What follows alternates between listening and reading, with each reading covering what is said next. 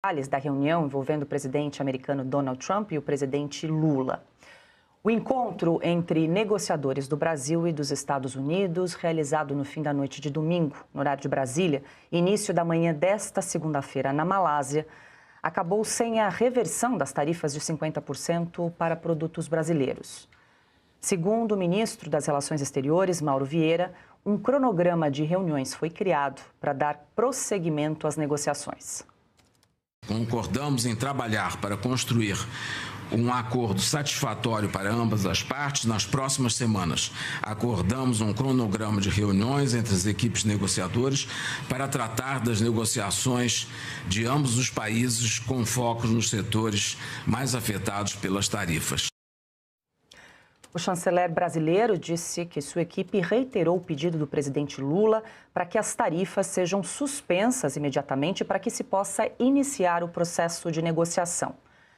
Depois de Vieira, o presidente Lula disse a jornalistas que caberá aos ministros e secretários dos dois países discutir as relações comerciais. O presidente brasileiro afirmou ainda que entregou uma lista com as reivindicações para negociar com os Estados Unidos e que tem o telefone direto do presidente Donald Trump. Ele tem um documento sabendo o que o Brasil quer. E eu acho que nós vamos fazer um bom acordo. Vale lembrar que o petista havia se reunido com Donald Trump no início da manhã de domingo, no horário de Brasília, e à tarde, no horário da Malásia, por cerca de 45 minutos. O encontro terminou sem que o americano anunciasse a revogação das tarifas. Ainda antes da reunião, questionado se a situação do ex-presidente do Brasil, Jair Bolsonaro, seria uma das condições para as negociações com o governo brasileiro, Trump respondeu o seguinte: I've always liked him. I've always liked him. I feel very badly about what happened to him. I've always thought he was a straight shooter, but he's gone through a lot. Bom, depois do encontro, o presidente Lula falou sobre o ex-presidente Jair Bolsonaro a jornalistas. A segunda inverdade que ele citou na carta dele, sabe, foi a questão do julgamento do Bolsonaro. Eu disse para ele que o julgamento foi um julgamento muito sério, com provas muito contundentes. Nenhuma prova da oposição, a prova é tudo de relato das pessoas que estão sendo julgadas. Disse para ele a gravidade do que eles tentaram fazer no Brasil. Disse a eles que eles têm um plano para matar a mim, para matar o meu vice-presidente, para matar o presidente Alexandre de Moraes. E eles foram julgados com direito de defesa que eu não tive quando eu fui processado. E que, portanto, sabe, isso não está em questão, isso não está em discussão. Sabe? E ele sabe que rei morto, rei posto. Bom, e o presidente americano Donald Trump também desejou parabéns ao presidente brasileiro pelos 80 anos, completados nesta segunda-feira. But we had a great meeting. It's happy birthday. I want to wish the president happy birthday. Okay? It's his birthday today. Did you know that? No. He's a very vigorous guy, actually, and I was very impressed. But today's his birthday, so happy birthday. All right, with you. Ana, começo com você, tem várias camadas aí esse primeiro dia da negociação para a gente conversar. A gente fez um apanhado já, um resumo do que aconteceu desde ontem, né? Porque as coisas vão se atualizando e a gente traz aqui para nossa audiência pelo menos o fio condutor para a gente entender exatamente o que se passou aí nesse encontro entre o presidente americano Donald Trump e Lula. Várias falas também em coletivas de imprensa, tanto da parte do presidente Trump quanto de Lula, mas o fato é, se a gente espremer bem o suco, o que aconteceu, conversa vai, conversa vem, foi ali a possibilidade de marcarem novas reuniões para discussão do tarifaço, por enquanto, sem nenhuma mudança em relação aos 50% de tarifa sobre produtos brasileiros. Paula, é isso que você disse. Se espremer mais um pouco o suco, a laranja, o resultado é mais uma reunião. Foi uma química excelente na ONU, 39 segundos de uma química excelente, marcaram uma reunião. Depois, naquela reunião de 15 minutos, marcaram outra reunião, que foi essa reunião, e agora dessa reunião marcaram outra reunião. A dificuldade, Paula, parece ser óbvia. O Brasil quer só falar das tarifas e falar mal do Bolsonaro, mas não quer falar de tudo que engloba o nome Lula, Irã, Alexandre de Moraes, violação de direitos humanos e direitos no Brasil, como de maneira geral. E isso os americanos sabem. Eles estão munidos de muitos documentos. Quando o Lula fala, não, porque o que está ali naquela carta está errado, o que falaram está errado, ele tem que brigar com os documentos que foram apresentados, principalmente para as sanções Magnitsky e as sanções de vistos. Em relação às tarifas, Paula, eu até acredito que algumas tarifas elas podem ser revistas, principalmente para aqueles produtos que são de interesse do mercado americano. Ao mesmo tempo, Donald Trump precisa ter cuidado, como o Segre colocou aqui, a Argentina ficando mais aliada aos Estados Unidos e isolando a China. E claro que o Donald Trump tem essa preocupação também. Mas existem outros fatores que Marco Rubio sabe, o secretário do Tesouro sabe, o Scott Bessent ele sabe, e isso não vai ser tirado da equação toda. O Lula pode falar que não é verdade, não vai sair da equação. Na coletiva ontem, antes da reunião, o presidente americano disse: sabemos muito bem onde estamos e sabemos onde eles estão. E aí não custa lembrarmos de uma coletiva de imprensa do Scott Bessent, que é o homem das tarifas do Donald Trump, dia 15 de outubro, ou seja, 2 semanas atrás. Nós temos aqui, eu acho que isso reflete o que o presidente americano disse. Sabemos muito bem onde estamos e sabemos onde eles estão. Vamos relembrar. The question is about Brazil, the 50% tariffs on Brazil. Can you explain why they are being hit with 50% tariffs and why it falls under the umbrella of the International Emergency Economic Powers Act? Certainly, happy to do that. Now, to be really specific about Brazil, there's actually 2 regimes at place right here. There's the reciprocal tariff rate of 10% on Brazil, which everyone in the world has, which we're trying to do to control the global trade deficit, which is a huge problem for us.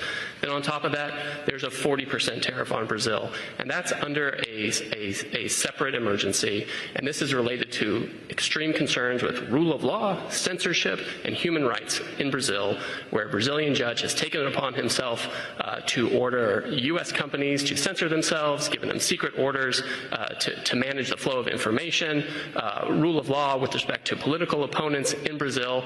And so when the unlawful detention of U.S. citizens who were in Brazil. Correct. Now, the Treasury Department has often used AIPA, which is the shorthand for the law you're talking about, to impose sanctions, which will cut off countries or companies or persons entirely from the U.S. financial system and cut off trade entirely. If the president can cut off trade entirely, he can certainly impose a tariff, which is a lesser measure than a full sanction. Portanto, Paula, tá aí. Essa coletiva foi dada no dia 15, ou seja, há 12 dias.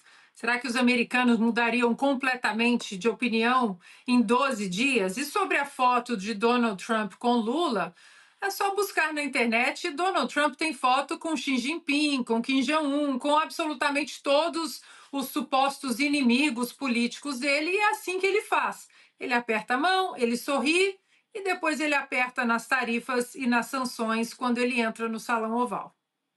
Pois é, Piotr, a gente trouxe aqui uma perspectiva do que aconteceu aí no último dia. Agora, essa fala do presidente Donald Trump, que ele conversou rapidamente com jornalistas antes de embarcar no avião, acho que dá uma pista interessante do que está por vir ou não, né? Quando ele diz, não sei se vai acontecer alguma coisa, mas veremos. Eles gostariam de fazer um acordo em relação ao Brasil. Vamos ver. Agora mesmo eles estão pagando, acho que 50% de tarifa, palavras de Donald Trump. Ele deixou meio em aberto aí essa questão da negociação, e pelo que a gente entendeu que foi anunciado é que as equipes tanto de Trump quanto de Lula devem se reunir em breve para seguir com essas negociações, avançar com esses acordos.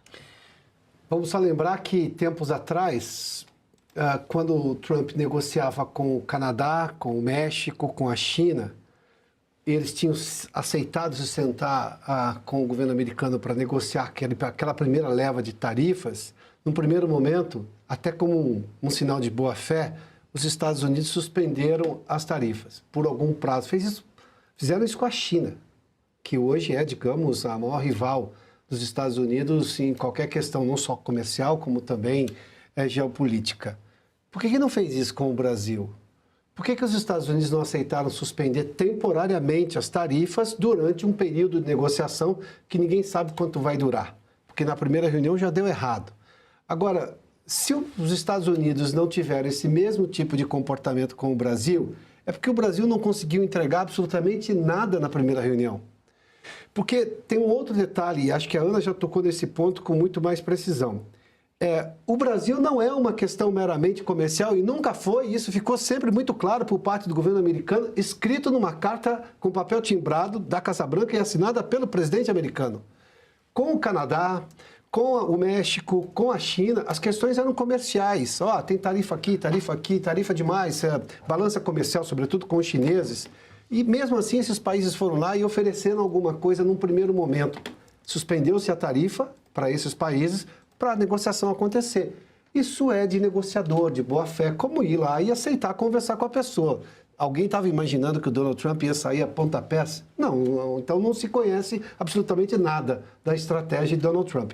Mas vamos para um segundo ponto. O Brasil não ganhou essa suspensão temporária de tarifas. Não ganhou porque não ofereceu nada. E o momento chama a atenção porque o governo brasileiro rejeita tratar desse assunto. Lula falou agora de uma maneira de que, veja só, ele está contando uma mentira. Não é verdade que ele não teve direito à defesa. Ele começou sendo julgado como ex-presidente, como a lei brasileira determina, na primeira instância. O advogado dele não foi perseguido pela justiça, muito pelo contrário. Há embates ali do doutor Zanin, hoje ministro do Supremo, veja só, o ex-advogado Lula é ministro do Supremo indicado por ele e aprovado pelo Senado dele. Olha que coisa estranha, né? Ele tinha embates com o Sérgio Moro, isso tudo está mencionado. Foi a segunda instância, só foi preso depois da segunda instância, ainda assim recorreu à terceira instância, foi condenado também no STJ e depois veio a tese estapafúrdia do CEP, anunciada primeiramente pelo ministro, que hoje é presidente do Supremo Tribunal Federal, o ministro, me foge o nome agora, meu Deus do céu. Fachin? O ministro Fachin, mas foi referendada pela maioria do Pleno do Supremo Tribunal Federal. O Bolsonaro não teve, mudou-se uma regra, coisa que o Fux está denunciando a todo julgamento, mudou-se a regra para que se pudesse ser julgado na primeira turma do Supremo Tribunal Federal, depois dos fatos ocorridos. Ou seja, eu tenho um ministro do Supremo denunciando a ilegalidade dentro do Supremo Tribunal Federal. E o Lula diz que não tem nada, que o julgamento foi justo em relação ao Bolsonaro. Ou seja, eles estão querendo enganar quem? Porque imaginar que a Embaixada Americana não saiba disso, já não tenha informado isso ao Departamento de Estado, o Departamento de Estado informado isso ao Donald Trump, aí é ficar imaginando que a maionese vai convencer. Viajar na maionese, me perdoem aqui digamos, a informalidade, não vai funcionar. Nós estamos falando de altas conversas de dois governos. Esse tipo de informação não vai acontecer. Aí o Lula diz assim, já entreguei ali uma lista de reivindicações do Brasil. Espera um pouquinho, reivindicação do quê? Porque quem aplicou a tarifa foram os Estados Unidos e já explicaram por quê. As reivindicações são americanas, não brasileiras. Do que ele está falando especialmente? Ou seja, enquanto o Brasil não assumir a realidade de dizer, olha, esse país não obedece mais à sua própria Constituição, vamos voltar em relação a isso. Esse país tem um Supremo que atropela a Constituição, a democracia e os direitos dos brasileiros e dos americanos, que estão aqui, ou de empresas americanas que nem estão aqui. Bom, enquanto não assumir esse tipo de coisa, eu suponho nada vai avançar. Mas, enfim, o governo brasileiro segue com essa narrativa de que não, estamos negociando, vamos negociar questões comerciais. O Alckmin disse, já destravou a questão comercial. Eu tenho plena convicção que os americanos, quando chegaram nessa primeira reunião, seja do Trump ou da própria equipe dele, disseram o seguinte, olha, vamos negociar essa questão comercial, aqui está tudo certo, desde que negocie-se e resolva essas questões que são as principais, são as questões de ordem política. Eu quero ouvir o Augusto e o Caute, mas a Caute é bom, né? A Ana pediu para complementar uma informação antes da gente seguir a roda. Diga, Ana. Para complementar e jogar para o Cauti e para o Augusto, porque o Piotr mencionou o Canadá veio até o Salão Oval, sentou ali do lado de Donald Trump, coisa que o Lula não tem coragem de fazer, fizeram brincadeiras, apertaram mão, aquilo tudo que estamos acostumados, assinaram um acordo de tarifas, chegaram a um ponto comum.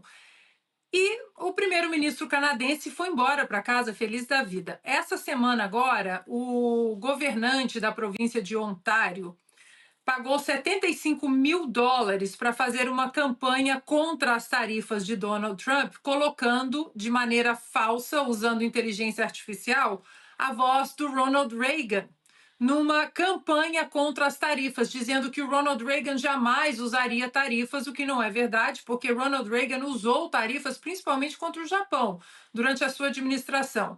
A própria fundação, o Instituto Ronald Reagan aqui na Califórnia, avisou o presidente Trump, e vejam vocês, em 20 minutos, Donald Trump foi às redes sociais e disse: acabou o acordo, não tem mais. Aquilo que nós assinamos semana passada acabou, não tem mais, comecem tudo de novo.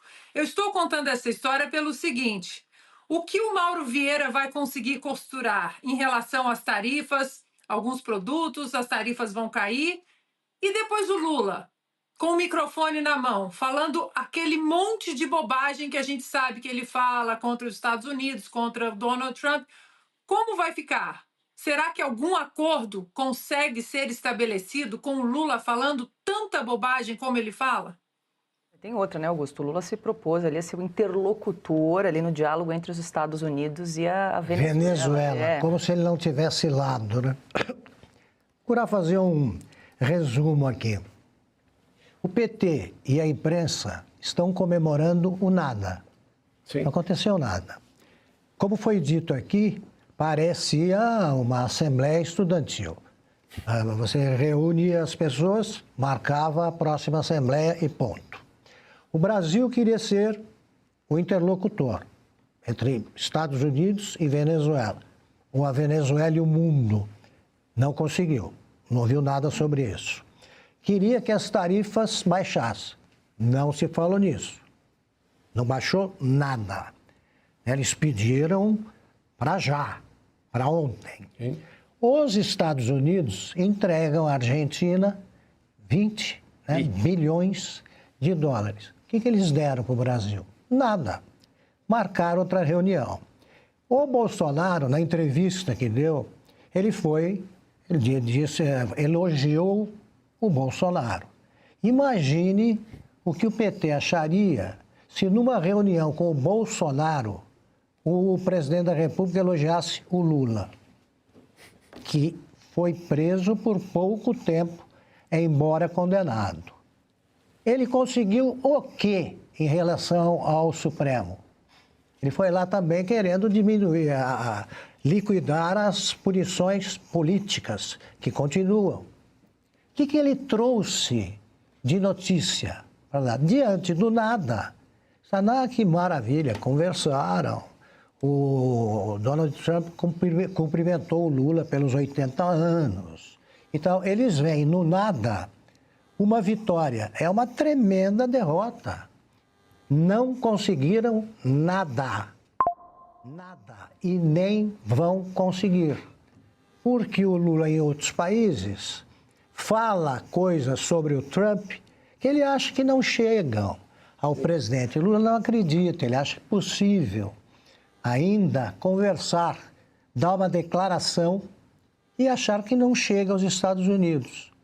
O Tancredo Neves dizia que mais que dois numa conversa é multidão, não pode. E que ele não pedia off, porque já que era para ficar em off, ele não contava. O Lula diz barbaridades sobre o interlocutor e acho que vai conseguir. Não conseguiu nada, mas foi na Malásia, não foi à Casa Branca. Então é vitória. Você não ser convidado para ir para a casa do outro, as relações melhoram. Ou seja, o Lula mentiu, como sempre. Piotr lembrou muito bem. Ele dizer que não foi favorecido, né, que enfrentou dificuldades e que o Bolsonaro está tendo o devido processo legal, direito de ampla defesa. Meu Deus, o Supremo mudou a regra para que o Lula fosse solto. Era possível até então você começar a obrigar, né, o réu, o condenado, a começar a cumprir a pena a partir da segunda instância, da condenação em segunda instância. Agora, isso mudou por causa do Lula. Sim. E o que fez o Fachin é um negócio que eu fiquei espantado e durante umas 2 horas eu não entendi. Ele passou meses ou anos dando decisões sobre fatos ocorridos em Curitiba. Na última decisão, ele comunicou ao país que Curitiba não poderia julgar o Lula. Isso é muito cinismo. Agora, é tratar o povo como bobo. O povo não é um bando de idiotas, como veremos na próxima eleição. Cauty, eu quero te ouvir, você que circula muito em cafés, almoços, pelo mercado financeiro, quero te ouvir aí a repercussão, a temperatura do mercado financeiro diante desse primeiro dia de negociação, que, por enquanto, não houve nenhuma alteração em relação às tarifas e alguns setores, claro, mais interessados, principalmente setores ali do café, da carne e do etanol, que tinham, claro, muita expectativa nessa reunião em que houvesse ali alguma mudança que, pelo visto, pelo menos por enquanto, por hora, ainda não aconteceu. Você tem essa temperatura aí do mercado, Cauty? Bom, primeiramente, Paula, o mercado financeiro sempre é muito míope, né? Olha o curtíssimo prazo, por exemplo, hoje a Uzi Minas, né, foi a ação que mais valorizou no Ibovespa, porque o mercado acha que vai ter alguma mudança pontual sobre as tarifas, até porque algumas coisas interessam os americanos, por isso também que eles reduziram algumas nas últimas semanas. Então, o mercado é sempre muito míope e não consegue ver, muitas vezes, a grande imagem, né? A big picture, como se fala em inglês. Mas todo mundo também está em compasso de espera para ver o que vai acontecer. É provável, é possível que se encontre algum acordo sobre as tarifas se o Brasil ceder alguma coisa do ponto de vista tarifário, porque não existe um problema econômico, comercial com o Brasil, o problema é político. Então, por exemplo, o Brasil poderia ceder sobre as tarifas que aplica sobre o etanol dos Estados Unidos, né? Isso poderia ser algo que o Lula cederia e o Trump poderia eliminar algum resquício do tarifaço. Mas do ponto de vista político, ou seja, a Magnitsky contra Moraes e a esposa, a suspensão de vistos, entre outras coisas, isso dificilmente vai mudar porque é uma decisão do ponto de vista político que foi tomada para punir juízes que aplicaram censura, como a gente viu, né, decisões secretas, ilegais, a censura, etc. Então, e também a questão da condenação do ex-presidente Bolsonaro, né? Então, basicamente isso, o mercado financeiro reagiu a uma possibilidade ainda eventual de modular as sanções, né, o tarifaço contra o Brasil, mas a parte econômica é uma coisa, a parte política é bem diferente. Só queria também salientar, Paula, que quando uma repórter brasileira, inclusive, perguntou para o Trump o que vocês vão falar, a resposta foi bastante dura, né? Não sei se a Ana concorda com a tradução, né? Fala, não é da sua conta, not of your business. Ou seja, se fosse um convívio cordial, né, entre o Lula e o Trump, falariam do que vamos conversar, do que não vamos conversar. Se fosse algo assim, tranquilo, não teria nenhum problema para dizer qual seria a pauta. Não foi. Portanto, tem algo bastante delicado e duro, né, que foi tratado naquela reunião. Não sei se a Ana concorda com essa leitura. Sim, sim. Ela perguntou se o Bolsonaro seria parte estaria na mesa, da pauta, né? Estaria na mesa e o Donald Trump disse não é da sua conta. E aí, curiosamente, a CNN no Brasil, como outros veículos, eles traduziram como isso não é da minha conta, como se o presidente americano estivesse falando isso. Depois eles corrigiram até, a CNN Brasil acabou corrigindo, mas o Donald Trump disse, não é da sua conta. E depois a jornalista continuou ali gritando, ele pediu para ela parar de gritar, ou seja, Donald Trump estava muito à vontade, ficou óbvio, e o que ele fez ali é o que nós estamos acostumados aqui nos Estados Unidos. Ele aperta a mão, ele tira a foto, ele dá sorrisos, e depois ele passa, agora vocês conversam aqui com os meus pitbulls, Marco Rubio, Scott Bassett e Jameson. Fiquem à vontade. E olha só, a gente separou mais um trechinho do chanceler Mauro Vieira, que conversou com jornalistas. Ele foi questionado a respeito de Jair Bolsonaro, Lei Magnitsky, Big Techs. Vamos acompanhar. Naquela carta que o presidente Trump envia para o presidente Lula, ele começa falando sobre a situação do ex-presidente Bolsonaro para impor essas tarifas para o Brasil. Isso foi discutido? O que ele falou sobre isso exatamente? Não, isso não foi discutido. A questão do Bolsonaro apareceu, inclusive, antes na entrevista, né, que foi perguntado, mas muito lateralmente. Mas também o presidente Lula utilizou como exemplo é a injustiça da aplicação da Lei Magnitsky em relação a algumas autoridades, como o Supremo Tribunal Federal, o quão injusta é essa medida em relação a esses ministros, porque respeitou-se o devido processo legal e não há nenhuma perseguição de natureza política ou jurídica. Isso não chegou. Não chegou. Venezuela foi discutido. Questão pedida em troca. Nós vamos ter as reuniões agora, não. Falamos em termos genéricos sobre uma negociação que vai acontecer para chegar a esse objetivo. Mas o presidente Trump e os assessores dele deixaram claro que a relação com o Brasil é importante e que querem solucionar todas as dificuldades. Mas ontem o secretário Rubio falou que ainda tem problemas com o Brasil e falou a questão de alguns juízes, a ação de alguns juízes em relação ao setor digital americano, a censura de americanos. Isso eles não colocaram hoje na mesa? Não, o presidente Trump não falou. Venezuela, foi pauta, falou-se de Venezuela? Só um detalhe. O que ficou muito claro é que entre eles firmou-se de novo um compromisso político para que ocorra uma negociação. Tá, então, só para esclarecer, quem estava ao lado do chanceler Mauro Vieira é o Aldo Faleiro, ele é diplomata de carreira e também assessor especial do presidente, Augusto. Interessante, estou conhecendo agora, né? Todo mundo fala mais grosso que o ministro das Relações Exteriores, vocês já notaram? Quer dizer, ele tem que obedecer ao... Celso Amorim. Celso Amorim. Quando o Celso Amorim não está, é esse Faleiros. Faleiro. O que ele é? Faleiros, ele não é nada até agora. Ele está falando em nome do Brasil, então, porque é diplomata. O Brasil está cheio de diplomatas. Alguns estão licenciados, aí, o que não falta é isso. Agora, o nosso ministro também é diplomata, suponho. Sim. Ele não fala nada. Ele tentava falar, o Faleiro entrava. Então temos mais um aí no picadeiro, né, do governo. Vamos ouvir falar desse personagem. Não respondeu nada. E o negócio é o seguinte, o Brasil, se eles tocaram nesse assunto, nas punições aplicadas a gente do governo também e do Supremo, não levaram mais uma. Sim. Não levaram, falharam em tudo. E estão satisfeitos porque conversaram na Malásia por alguns minutos com o presidente dos Estados Unidos, que elogiou o adversário. Tá bom. Mas também, Diga, deixa eu jogar para a Ana, depois a gente volta.